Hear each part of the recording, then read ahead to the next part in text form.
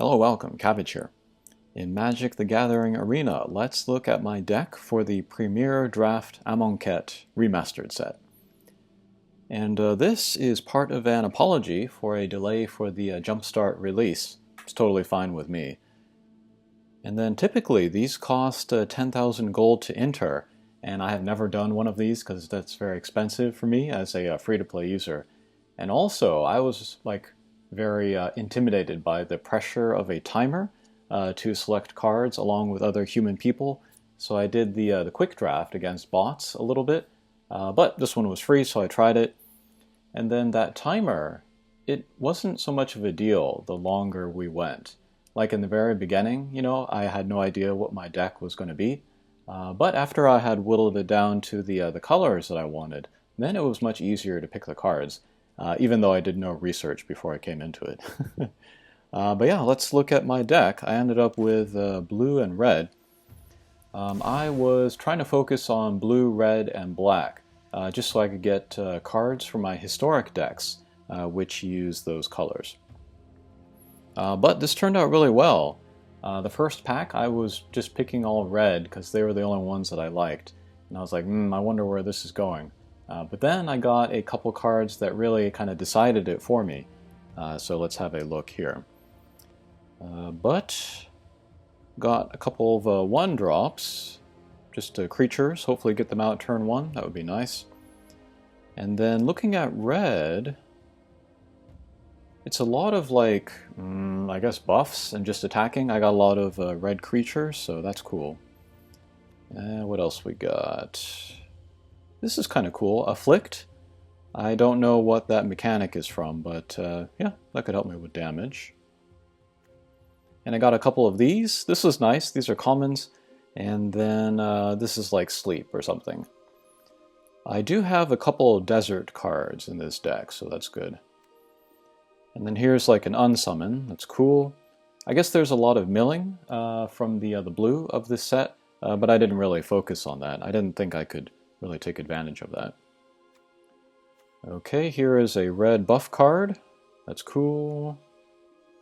Here's a 2-drop from red, but it could become 3/3. It's pretty good. And just another random 2-drop, kind of a tanky card.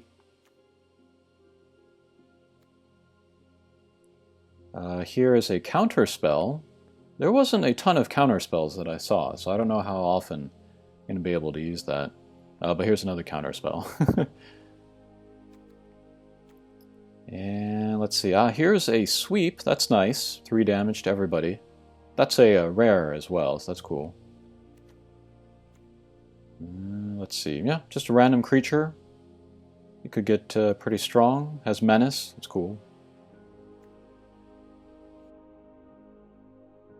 I'm guessing I'm not going to have a lot of cards since this is a limited format, but we'll see.